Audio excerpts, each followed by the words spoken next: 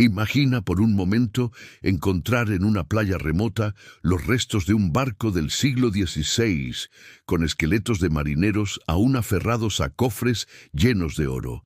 Pero hay algo más perturbador.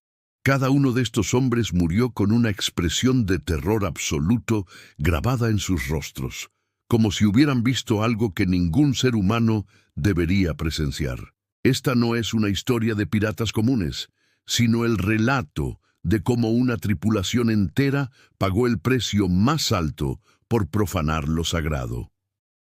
Si te fascinan los misterios del mar y las historias que desafían toda explicación, suscríbete a nuestro canal para descubrir más secretos que el océano ha guardado durante siglos. El año era 1547, cuando el galeón San Cristóbal zarpó desde el puerto de Veracruz con una carga que cambiaría el destino de todos a bordo. Oficialmente transportaba especias y textiles hacia España, pero en las profundidades de su bodega se ocultaba un secreto que los conquistadores habían mantenido en silencio durante décadas. Hernán Vázquez, el capitán del navío, había sido contactado por un grupo de soldados españoles que necesitaban transportar discretamente lo que describían como reliquias de valor incalculable, obtenidas durante las campañas de conquista. Lo que Vázquez no sabía era que esas reliquias no eran simples objetos de oro y piedras preciosas. Provenían del templo más sagrado de Quetzalcóatl, en Tenochtitlan, un lugar donde los sacerdotes aztecas habían custodiado durante generaciones tesoros que consideraban la manifestación física de sus dioses.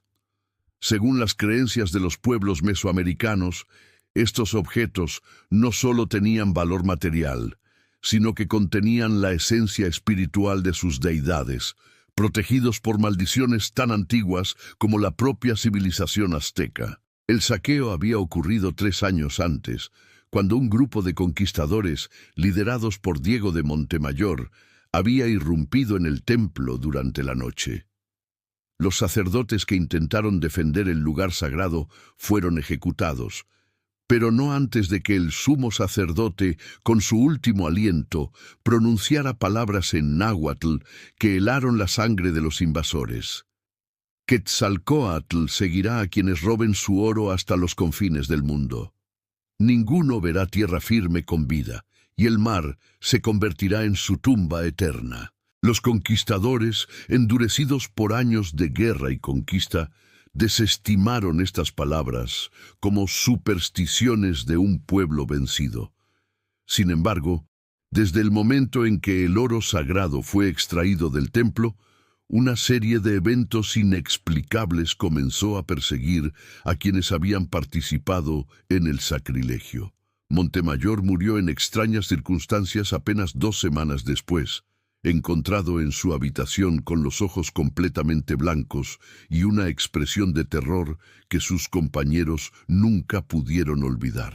Cuando finalmente decidieron enviar el tesoro a España, ya solo quedaban vivos 5 de los 12 hombres que habían participado en el robo. Los demás habían perecido en circunstancias que desafiaban toda explicación.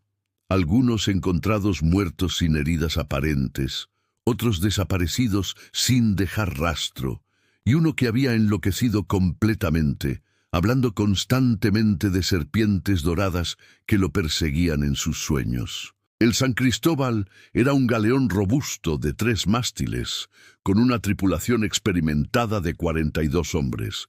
El capitán Vázquez había navegado estas rutas durante más de 15 años, y era conocido por su habilidad para sortear tanto las tormentas del Atlántico como los ataques de piratas. Su primer oficial, Rodrigo Salinas, había servido bajo las órdenes de algunos de los navegantes más respetados de la época. La tripulación estaba compuesta por marineros veteranos, muchos de ellos curtidos en las peligrosas travesías entre el Nuevo Mundo y España. Sin embargo, desde el momento en que el tesoro maldito fue cargado en las bodegas del barco, la atmósfera a bordo comenzó a cambiar de manera inquietante. Los marineros más supersticiosos notaron inmediatamente que algo no estaba bien. Las ratas, que normalmente infestaban los barcos de la época, habían desaparecido completamente del San Cristóbal. Los pájaros marinos, que solían seguir a los navíos esperando desperdicios de comida, se alejaban en cuanto el galeón aparecía en el horizonte. Durante las primeras semanas de navegación, la tripulación comenzó a experimentar pesadillas colectivas. Hombres que habían dormido plácidamente durante años de travesías oceánicas despertaban gritando en medio de la noche, hablando de serpientes emplumadas que los perseguían en sus sueños. El agua dulce del barco, a pesar de estar almacenada en barriles sellados, comenzó a adquirir un sabor metálico que recordaba a la sangre, y la comida se descomponía a un ritmo anormalmente rápido. El primer marinero en morir fue Tomás Herrera, un grumete de apenas 16 años que había mostrado signos de enfermedad extraña durante varios días.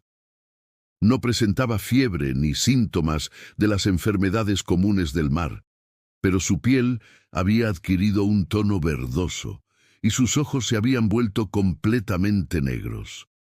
La noche de su muerte, varios tripulantes juraron haber visto una figura serpentina de luz dorada, flotando sobre su hamaca momentos antes de que exhalara su último aliento. A medida que los días pasaban, más miembros de la tripulación comenzaron a sucumbir a la maldición.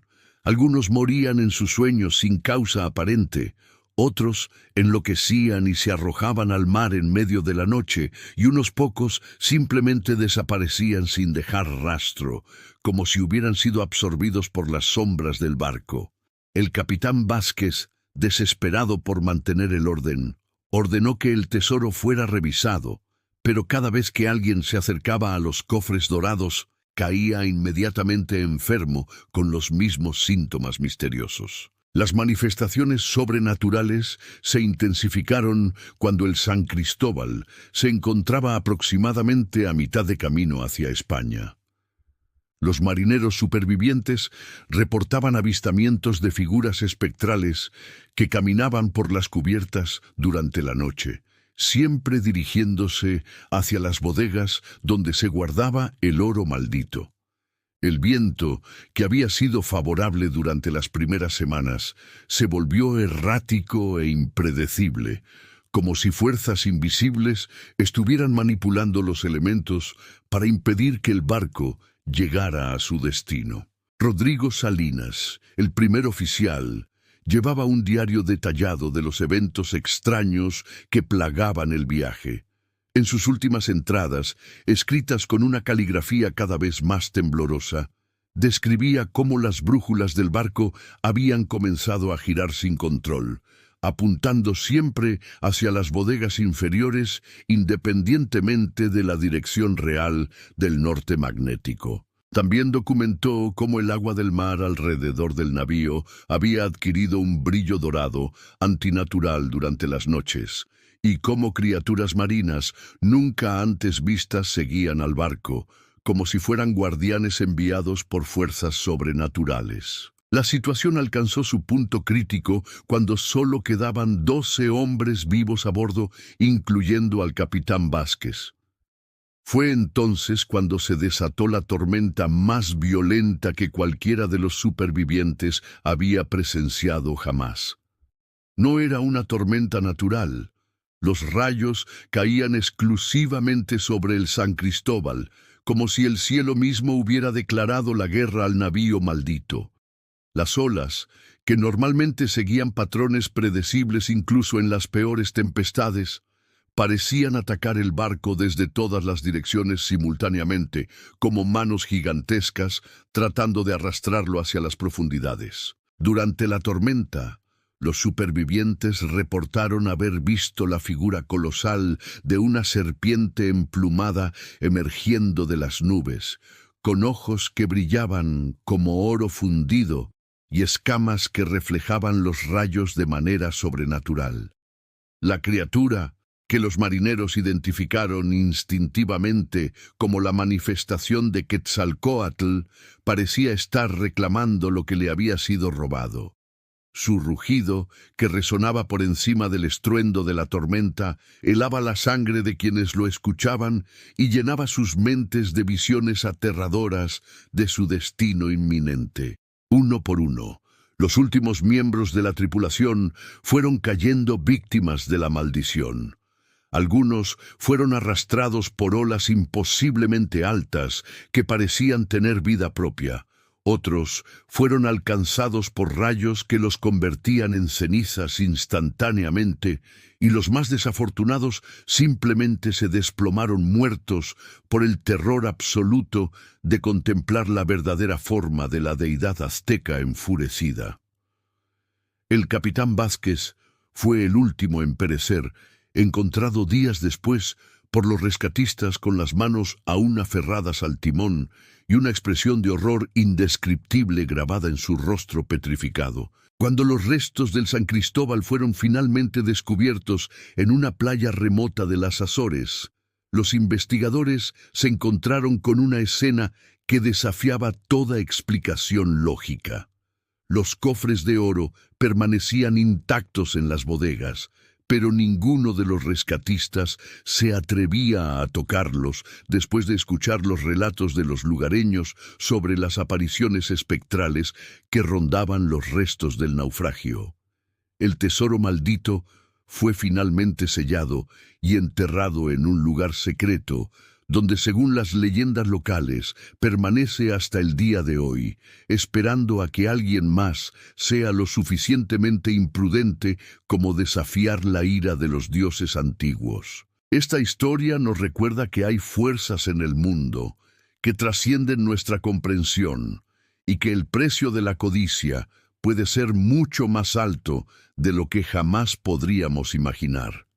El destino del San Cristóbal y su tripulación sirve como una advertencia eterna sobre las consecuencias de profanar lo sagrado y desafiar poderes que han existido desde tiempos inmemoriales. Si esta historia te ha fascinado tanto como a nosotros, no olvides darle like a este video, compártelo con otros amantes de los misterios del mar y sobre todo, suscríbete a nuestro canal para descubrir más relatos extraordinarios que desafían los límites entre la realidad y lo sobrenatural.